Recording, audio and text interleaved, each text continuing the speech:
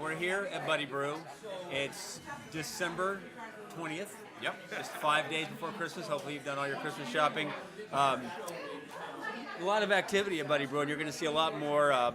Dave Ward, the founder of this phenomenal startup, has got big plans to basically expand, so you'll be able to come in here, get a cup of coffee.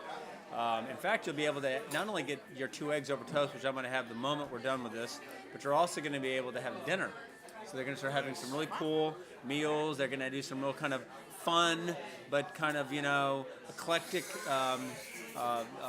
items that you can sit down and have. And I think they're even going to be trying, so I don't know if any city council members are watching, but I think they're talking about maybe trying to get wine and beer. So we'll see if they're able to do that or not. But what I've got around is some of the brightest minds of Tampa Bay who are going to be with us, not just today, but really into 2014. We're going to completely change the format of what we do for this conversation. We're going to have the folks you see here, then we're also talking with folks from around the country. I don't want to give any names out yet, but we're already speaking with them. They're indicating and signaling they're willing to do it. Just for a few minutes to talk about what's happening in other parts of the country, what's happening around the world in the realm of tech and startups, and how Tampa Bay and our race to be number one can be involved. We don't have to be number one, although if you want to pound TBR1, Tampa Bay's race to number one, you can track what's going on, because as I've heard from so many folks here in the community, and in fact the mayor yesterday, Mayor Buckhorn, speaking at the chamber, talked about what's really great about Tampa and all the good things that are happening now, and how we're not going to sit still. We're going to fight to be number one. That doesn't mean necessarily that that you are going to be the best city, but there's nothing wrong with striving to try to get there. And that's going to be our goal and objective. So we're going to have conversations. It's going to be heated at times. We're going to talk about what works, what doesn't work, what we should be trying, what we should not be trying to do, and how we can be smarter and getting to where we want to be as a community. Around the table, we're going to start with my left and kind of go to my right. Introduce yourself and tell us kind of who you are and what you're doing. Okay. I'm Andy Gold. I'm a serial entrepreneur and college professor at Hillsborough Community College and in the graduate school down at USF St. Petersburg. I moved down here with my wife about 1.5 years ago from New York. Didn't know anybody in Tampa. Met a woman by the name of Susie Steiner, and Susie Steiner opened up she's involved with Startup Weekend, and she opened up all these doors for me and introductions, and I'm absolutely amazed at the breadth and depth of entrepreneurship in the Tampa area and all of the amazing things that are going on. I just want to speak for a moment from a college perspective. We have the most amazing institutions in this area, academic institutions, and I've made a concerted effort to work with all of them. I think one of the key roles Hillsborough Community College has is to be a school for the community, and to work with everybody, including people who aren't in Hillsborough County. And that's really what we've tried to do, is to be what I like to refer to as a silo buster, and we're really working hard at trying to do that. We've had Dr. Atwater here, president of HCC. He's a silo buster. He's a dynamo. The man doesn't stand still. Every time I call him, he's getting on a plane, heading off somewhere. But we're going to have him back. Great. And we're going to have folks like Rebecca White from the Entrepreneurship Center at the University of Tampa here as well to talk with you and others in next year about what the universities are doing and what our colleges are doing to inspire entrepreneurship. Ken, who are you? I'm Ken Evans. I'm a regular here, part-time CMO. Tech ecosystem advocate, and I've been described as an economic development rabble-rouser.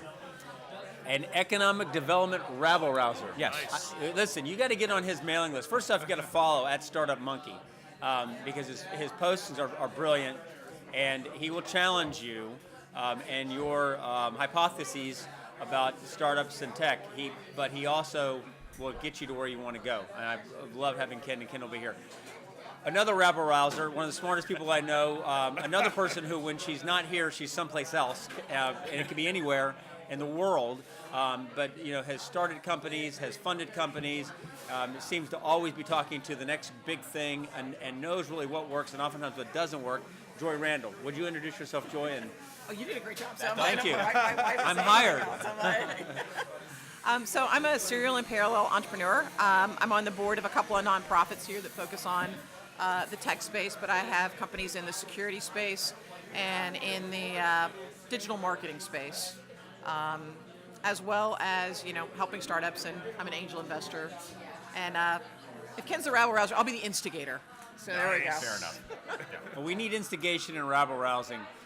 We also need the government, the feeder of all things, and helpful, but young, dynamic, strong, smart, and really what I love about what's happening in Hillsborough County is that Ron Barton, who's the head of the Economic Development Department, is talking, and Lindsay Kimball, as well as Stephanie Sveticek, are talking about transforming the way the county participates and works with startups in a wholly different way. And so, Stephanie, why don't you introduce yourself and kind of tell us what you're doing and some of the things we might see in 2014. Sure, I'm Stephanie Sveticek. I'm the Economic Development Manager with Hillsborough County. I do manage the Economic Development Innovation Initiative, which is the EDI2 program. It is a program designed to build and help grow and foster the entrepreneurial ecosystem in Hillsborough County. We accept applications for funding up to $25,000. It's not to fund companies directly, but to indirectly help these companies succeed moving forward. It's for events, programs that are happening to bring together this technology, entrepreneurship, innovation community. So we've had 2 rounds of funding so far. Our advisory committee is meeting again on January the 9th. We will, as we look to 2014, have several more rounds of funding, and this is a program that does not sunset until 2015, so we're really excited to see what's going to happen over the next 18 months with the EDI2 program. Can I just say one EDI2 story? Yeah. We applied for an EDI2, a small EDI2 grant for $5,000, and was fortunate enough to get that. We used it for an event we had at the Dale Mabry campus centered around veterans. It was called the Veterans Entrepreneurship Training Symposium, and it was absolutely amazing. And we had a business pitch competition. I just want to connect the dots on how EDI2 is actually translating into jobs. The winners of this business pitch competition, one of them it's called Universal Sports Technology, has a business that tracks athletes, high-speed videotaping of athletes. With the money he got from winning this competition, he purchased new equipment that enabled him to get 2 new jobs that he would not have been able to get before, and had to hire 3 new people to work with him. So the money really went to great use in terms of promoting our event, and I just wanted to let you know that that stuff is It's a happening. great example of the multiplier. A little bit of investment in that infrastructure returns so much more. If you don't focus on picking winners and losers, you just focus on providing the resources that everyone can step up to. Now, one of the reasons why I think you should watch this podcast and get involved in what we're doing here is that the idea for EDI2 came from these 2 guys right next to me. I mean, I am passionate about trying to bring tech to our community and create high-wage jobs, but knew nothing about how to go about doing it. The old traditional method and model for economic development really is the old model. And so what is good is that we had folks who've been the rabble-rousers, the instigators, and others coming and sitting here along with, government and saying, okay, we get it. We're not doing it right. What do we need to do? And for the first time, we have an administrator, a head of the Economic Development Department, as well as folks from, the Economic Development Corporation and others who are saying, okay, tell us what we should be doing. And as a result, the EDI2 program was born. These guys were saying, no, the model that you've got doesn't work. We have an idea. And I really credit Stephanie, Lindsay, Ron, and the others for saying, okay, let's come up with a program. And so they came up with the idea, sitting around this table. Next thing you know, the Board of County Commissions approving a $2 million fund to build the EDI2 program. So, good things can come from coffee and just conversation. And also the fact is that you do have a government that is trying, doesn't always perfect, but is trying to listen and to work with the people who actually do these things. So that's why I would say in 2014, I want to see you here because we really want you to come and help us make the program even better. No, I agree. I think that, you really should give credit to, the guys in economic development at Hillsborough County because this was not an easy undertaking for you guys. to get there.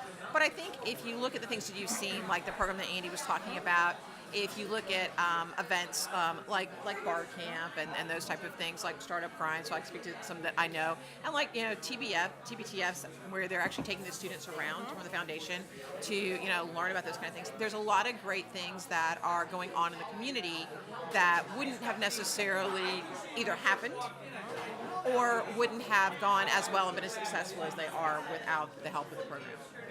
Okay, so let me ask you guys. I love the end of the year and the start of the new year, but I hate predictions, and I don't like the best of. Every magazine that I love that I read, I won't read because I don't want to hear about the best of. I want to know what's going to happen. I want to hear what we're going to be doing next year to make things better. So if Tampa Bay is really truly going to try to make itself recognized, put us on the map for entrepreneurship. Andy, what do you think we should be doing? What is HCC going to help us do to make that happen? Well, I would say a lot of different things. Hey, there's one of my former students. All right. Hey, HCC. One of the things we really want to work on, community-wide, is to put together a multi-day event similar to, sort of like a small South by Southwest, where we have all of the amazing organizations in the Tampa region sponsor their events, in a time-scheduled fashion. All of the academic institutions host different events at their locations, and really try to shine a light on the Tampa community so we can tell our story to the public. And I'm really committed to working on this with everybody at this table and everybody in this area to try to make that happen. That's fantastic. Ken, what do you think? Well, I think 2014 is going to be a year where we look back on 2013 and previous years and look at all the things that the local ecosystem has accomplished. I think you're going to see, because I know some things are happening, you're going to look back on jobs that were created and companies, small companies with interesting, innovative products that have hired people, full-time employees as well as contract employees. You're going to look back on some fundings that have happened, small angel fundings that have happened at the end of this year and the beginning of next year, and a lot of people are going to go, where did that come from? But the fact is that they're going to have happened. And I think that builds our confidence as an ecosystem that these things can happen here. And we get over the conversation of constantly saying, oh, if we only had capital, if we only had talent. I think those conversations can start to die down because we are seeing people that have that talent. Last night at Startup Grind, Brett Tobey talked about hiring great programmers right here and paying them a reasonable wage and getting them involved in a very compelling product. I think we can stop whining about there isn't talent here and there isn't capital here and move on to building great companies and great products so we can worry less about who's getting credit for something and start to build our own credibility. Okay, well, I just recognized two things. One, my daughter did have a band concert last night at Robinson High School, which is why I wasn't at Startup Grind. I'm feeling awful terrible because I know my calendar I needed to go, but I was sitting there listening to a fabulous concert at Robinson High School that went on and on. Very good. And on. I remember those days. Yeah. It was amazing. The kids are some tremendous. You have tremendous talent here in Hillsborough County. TriviaandTBO.com's got a great editorial this morning talking about our wonderful schools. But okay, I know that I want you to talk about last night and the grind, how we find out about that, how we know to get there, and then any thoughts you have about what Ken said in 2014. Yeah, so I think what Ken talked about makes a lot of sense. So Brett talked about hiring. He just hired 2 developers. Can you tell us who Brett Tobey is? So Brett Tobey is the CEO of Carvoyant. Carvoyant is a local company. They actually capitalize on the device in your car and work with autonomous car. They work with all sorts of things with car manufacturers. You as the individual actually own your data, but it tracks all the data. So they created a whole platform that sits on top of that. They were one of the first participants in Gazelle Lab here. But they built a successful business. They started this over 2 years ago, and the business has traction. They have customers.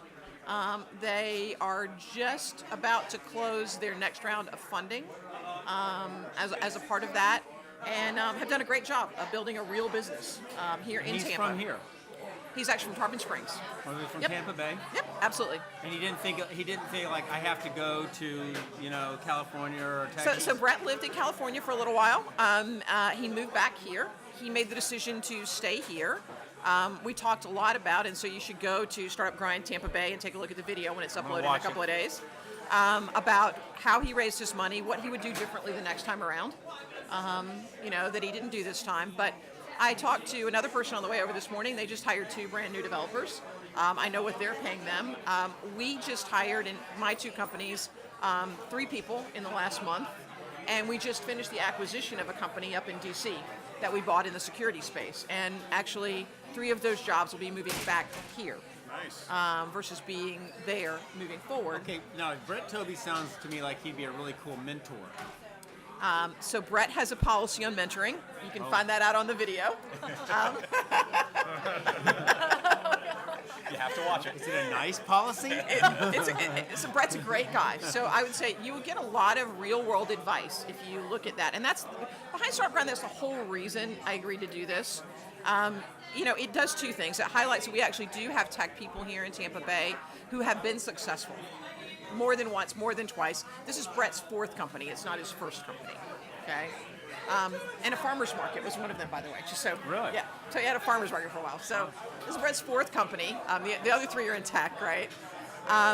But the goal was twofold. It was to, basically call all my friends and say, you have to come and give back to the community. So come and, share your story. Let people learn from what, you've done, both good and bad, right? The mistakes that you made too. We talked a lot about what it's like to live in a startup and dealing with your family and your spouse and all the other things last night, which I think is very helpful to people who think they want to go down this path to understand what the real world of it is actually about. But, the other thing is to, let other people outside of Tampa Bay see that there are things here. Because one of the biggest challenges we have, I think, is retaining young people. Because everybody I talk to, and I talk to, a lot of them, I would more than half say, I've got to leave. I got to leave. I can't do it here. And so part of the goal is to show them that there are resources here, there are things here. I was actually talking to a very seasoned person working in the startup space here this morning, who will remain nameless, who was telling me, I had no idea that there was all of this here. Because I was talking about, there's these guys, and do you know what's going on over here and here and here? And they're like, I didn't know anything about that. Okay, but then that goes back to what I've been saying, is what I was hope EDI2 can help us with, which is making the connections, or at least, and how do you do that? Because then it always gets down to who owns it, and who's going to actually put this thing together, and what is this thing that we're talking about. But having a way, if someone says, I didn't have any idea all this stuff is here, I'm thinking that's a lost opportunity. I want people to know what's here, and then they can say, so they don't have to waste any time worrying about, well, where is it, or does it exist? They can There's plenty of people lining up to take credit for this. Yes, absolutely. And then there's the people that just worry about the credibility Correct. of what happens, who to connect you to, and to get you that next step, that just-in-time mentoring, as opposed to nice, big, formal, flowery programs and accelerators. If we worry less about who gets credit for it and more about just getting things done, That's cool. Yeah, but see, all right, things work better. Connect.org over in San Diego was one of those types of programs. The guy who had cancer passed away from it, but he lived well beyond. He'd been diagnosed with terminal cancer, goes off to some Greek island, I think, realizes, wait a minute, I'm still alive, I want to do something big, comes back to San Diego, and a guy like that kind of has it in perspective. He's not caring about the credit, because he realizes, that there are greater things to concern yourself with, but he wants to bring people together. He creates this organization which has tremendous value. But there's still a place you can go. It's not a group that's looking for a credit. It's a group that says, hey, I could care less about the credit. I'm just connecting dots. Mm-hmm. And I get a little concerned, though, still, when I hear that there are people out there who want to do great things, and there are people who can help them, and just how do you bring that together? I mean, if you say, well, it'll happen naturally, it might not. We might lose it up. It does, though. See, I disagree with you completely. So, entirely, 100%. completely. So I think those things do happen. So just like this morning, the conversation I'm talking about, we were sitting there, so we were talking. The person who was here was at Startup Grind last night. We've known each other, right? And we were just talking about, hey, how do we improve the ecosystem? And that's what happens. That's how EDI2 got started. right? And in the community, if as we're participating, whether you go to HCC, to the events that Andy does, and things over there, all these, people have those conversations, and the momentum continually grows. So San Diego, and I have family that live in San Diego, and I go out there, so they're a good community. In some ways, they're similar to us. And, I think that if you look at that, it still grew organically, right? Yeah. It happened by people meeting other people, because you meet somebody and you get that real connection, and then you go mentor them. In the last 2 weeks, I've sat down with 5 different entrepreneurs and given them advice. It's like, hey, I have to eat lunch every day, right? I have to do these kind of things. Somebody goes, hey, I could sit down with you and talk. Of course you can. Why wouldn't you do that, right? I know for a fact there's plenty of other people in town who do this on a very regular basis. So there's a lot of resources here, and literally if people just look and go, there's plenty of people who've done it numerous times that are willing to help. I think it's an organic process also, like you're saying. And I know what you're saying, Mark. You want it to happen sooner rather than later, which I totally understand. But some things, I subscribe to the Jim Collins flywheel example, where you're pushing this wheel, and here we are trying to push it, and many people in the area are pushing it, and we've made some turns. But the rate at which and the velocity at which the wheel spins will increase over time to the point where eventually it's spinning on its own. It just takes time and effort, and I think all of us are doing it. It's just a question of when, not if, that's going to happen for our community. Well, what I like about EDI 2 is that it gives those people who are doing things an opportunity to say, we're here.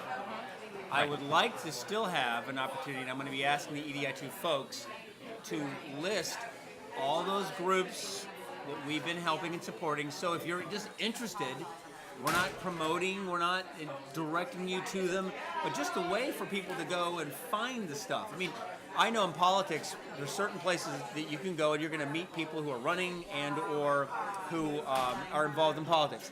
You have a better chance of learning more if you go there than if you go to another spot where there's nobody. Mm-hmm. You just have, this is the place where people go. So all I'm thinking is if you just you're not trying to direct it, you're not trying to own it, you're not trying to say we're going to have a program. You're simply saying it's over there. You can go if you want, and it may turn out to be a flop. Yeah. But at least we're finding there's, like Reddit. Reddit will give you things you can read. Mm-hmm. It's a site you can go to, and then there's a bunch of thumbs up and thumbs downs, which I kind of like. And you can look at it and go, you know what? They're saying this might be something I'm interested in, but I can look at the thumbs down and go, there's a lot of thumbs down. Maybe I don't want that one, but at least I know there's a place to go. That's what these sites do. They draw you to them because there's stuff that you might be interested in. I'm kind of thinking Tampa Bay, which has always been kind of everywhere. If you just have that site where people can go, and then the market, you can decide. You can look at it and go, I like that, I don't like that, this guy's a jerk. I hear this looks like it's got lots of thumbs up. Maybe we create that Reddit site for... Yeah, no, I think that's a great idea, but until we're there, and whoever is the entity to create it, I don't think that really is the government to maybe create it, but until we're there, all of the organizations that have received funding are on the website. It's hillsboroughcounty.org/EDI2. So if you know about that site, you can go, you can see all the applications. So even though it's not in the thumbs up, thumbs down way, at least it's still there, so you can see what's happening. It's a great way to shine a light on those organizations that are trying to build the infrastructure. Right. And I think, as to the flywheel example, it's there, it's organic, and just shining a light on it, getting more people out of the weeds like EDI is. Whenever I talk to people about EDI too, and I had another breakfast this week talking about that, I say it's not about the $2 million spread over 3 years. That is really a somewhat trivial sum of money. Right. What it has done is really started a conversation on building the infrastructure, on providing the resources, on getting people out of the weeds that would like to contribute to building the ecosystem. And it really has been a conversation changer. It's been the bully pulpit to say, this is important. It's so important we're going to talk about it. As opposed to the economic development's normal way of doing it is, it's so important we think we're going to throw a lot of money at it and see what happens. It really is the opposite in getting people to talk about what is really happening and what needs to happen. And the money just kind of comes along to make sure the conversation doesn't die. And that has really been the great benefit of EDI too, and what Lindsay and Stephanie put together. I think the other thing that's really important to think about it, so as an entrepreneur, right, I've done this a lot of times, We're not the biggest fans of government, just as an FYI. I get that. So I think that one of the things it's helping do is to change the whole view of economic development. Okay, that wasn't very positive from an entrepreneurial standpoint before, because entrepreneurs basically go, government doesn't get it, I don't care about you, I'm out of here, and I'm going to go do something else. So if you start to facilitate the interaction between those entrepreneurs and the government, right, from an economic development standpoint, over time you're going to create some type of partnership, right? They're never going to love each other because it's government, and most entrepreneurs are, catalysts for change, which government really generally is not. But if you start to do that, then hopefully we can come up with new and better and different ways to measure some of the things in an economic development standpoint, right? So that we can change as the times change, because our economy on a global basis has changed. So if we continue to view things the same way we always have, then we won't be successful, we won't be able to keep up. So if you ask me, one of the things I think is really important that's come out of it, I do believe that that is one of the most important things that's come out of it. And I will have to say, back to Ken's point and back to 2014, one thing, the program, to say it's going to continue to chug along is an understatement. It's going to continue to grow. And one thing I know that we're very excited to do, being that we're just entering our second round of funding awards right now, is really looking back to the events that have happened, the programs that have been funding, and looking at these hard metrics and seeing the turnout, seeing who is there, and really, measuring the value of a program like this when we're talking about tax dollars. So I know we're very much looking forward to doing that in the very early part of 2014. And I just wanted to say, there's been, because of the recession, an enormous amount of conversation about the national competitiveness of our country, and it's an important conversation to have. But I think what the EDI2 grant opportunities really provide is to really speak about the competitiveness of the individual or the competitiveness of a person, and to start to view a person as a startup, investing in themselves, and then all of the ideas that come from that can have a powerful effect. It's important to talk about the macro picture, and I think that is happening. But I think what EDI2 allows us to do is to boil it down to an individual level and really have a much greater impact sooner at that moment. That's like a commercial for EDI2. That's fantastic. I like that. Well, the goal is, like with any good company, to constantly be evolving, to see what we are doing right, to see how we can make things better. The goal, we want EDI2 to be the best program in the nation, but for the reason that you just stated, to help the individual. And I think adaptability is really the new stability in life, Yeah. and I think the fact that you're modifying the format of this is the first time I've been, here with you, I think speaks to your ability to adapt to changing circumstances. I think that's important. You got to mix things up, you got to try different things and see what sticks. And EDI2 is designed to be very agile because it's all community driven. You Yeah. guys aren't picking winners and losers. You're letting the community say, I want to do this for the overall community, and thumbs up, thumbs down, this is good, you let it happen. And that type of agility allows us that flexibility to whatever the community is morphing to as far as the next level of programs and events.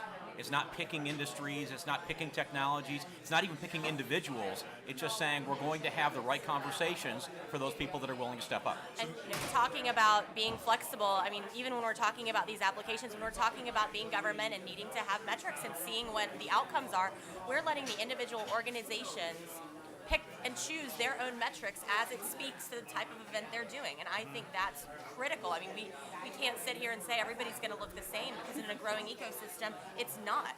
And so I think that hopefully is going to be helpful for these organizations who are benefiting from the program. And as it was designed, as we discussed it here at the table, a lot of little checks. Yep. You talked about $5,000 for that program. It's not about $25,000 grants. It's about lots of little sustaining checks that help you just rent a room so you can put on a meetup, or do something very, very simple, but it would have been a blocking item. So it's to basically make that go away, do your meetup, gather your groups, have those discussions, and build that level of grassroots support.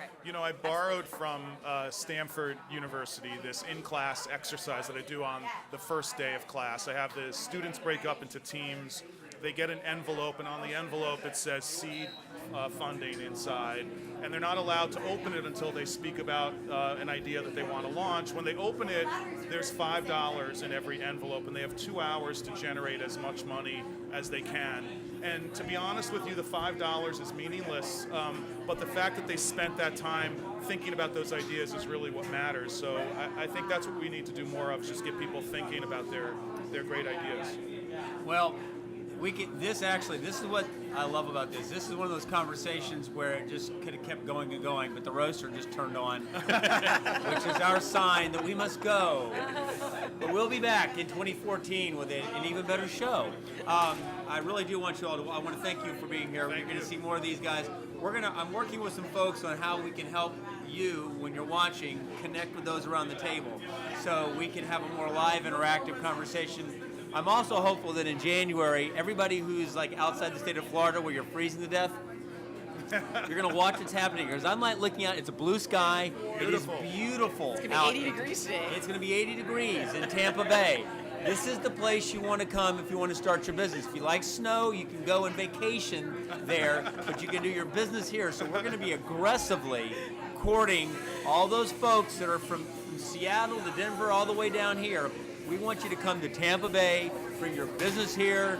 You know, we're here waiting for you. We're ready to help you have a great startup, and we got great coffee as well here at Buddy Brew. Have a wonderful New Year, guys. You too. Merry Happy Christmas, New Year. everyone. Merry Yep. Christmas. All right. Thank you.